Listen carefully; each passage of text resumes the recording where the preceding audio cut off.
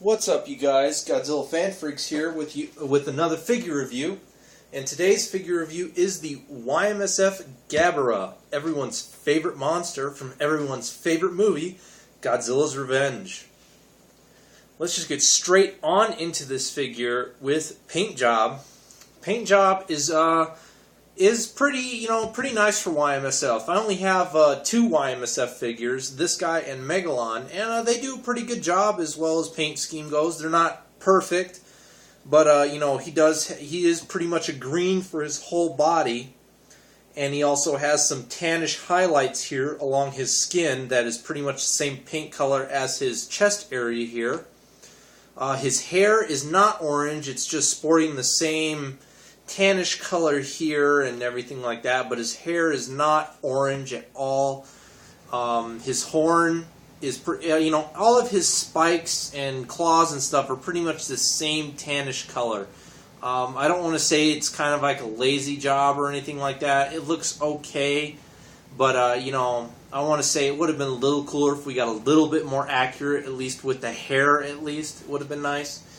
But, what can you do? Y-MSF, they're not perfect. I mean, they do put out some nice figures, but no one's perfect. So, but, just again, very nice highlights of that tan on his elbows. You got it going all the way down his neck here where the spot where his spikes are, on his legs, on, his back, near his butt there. It's very nice. His teeth are white, very pink inside his mouth. His eyes are pretty much white and black. No kind of crazy color that they were in the movie or anything like that. So pretty basic coloring for Gabara. Nothing too accurate to the film, but it looks good nonetheless, and it's a decent Gabara figure. So that's about it for paint. Detail is very nice. That's another thing Y-MSF does actually pretty well with their figures. Very nice detail. I mean, Gabara, all his skin detailing is there with all the bumps and everything like that. There is not one spot that is like smooth. Like each of those spots, is the bumps everywhere.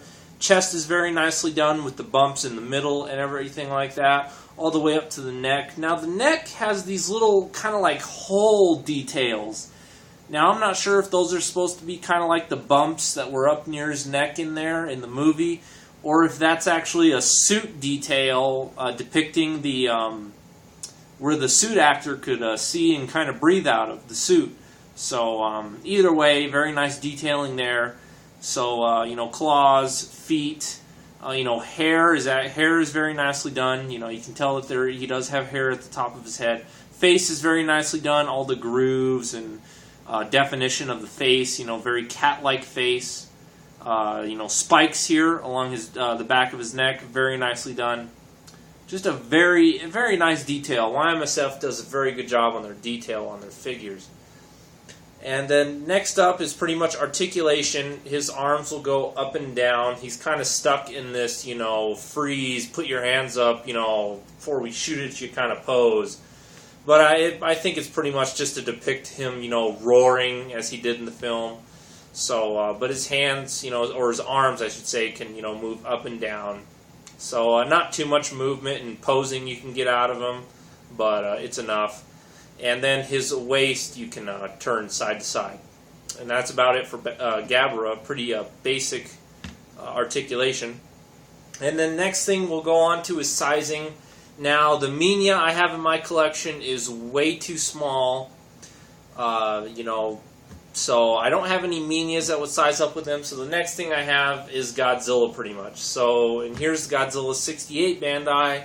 And just for the hell of it, I said, why don't I bring out the 50th anniversary memorial box, Godzilla 68. So here's sizing. I mean, they're, again, pretty much both the same figure. The 50th anniversary one stands just a smidge taller, it actually looks like, than the purple tag Bandai 68. But more or less, I don't think Gabara was that big to Godzilla in the film. They were more or less the same size, I believe. I don't know. I'd probably have to take another gander at the film.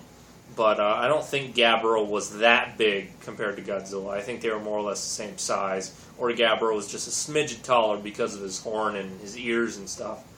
But there's the sizing with the two Godzilla 68s. I have the purple tag Bandai and the 50th anniversary memorial box. And that about does it for Gabara, you guys. Another quick review here, just like the Raymundo King Kong, just a whole lot of easy points to go over. I mean, I don't think I missed anything with this guy except explaining maybe the ears. You know, the ears are very nice on him.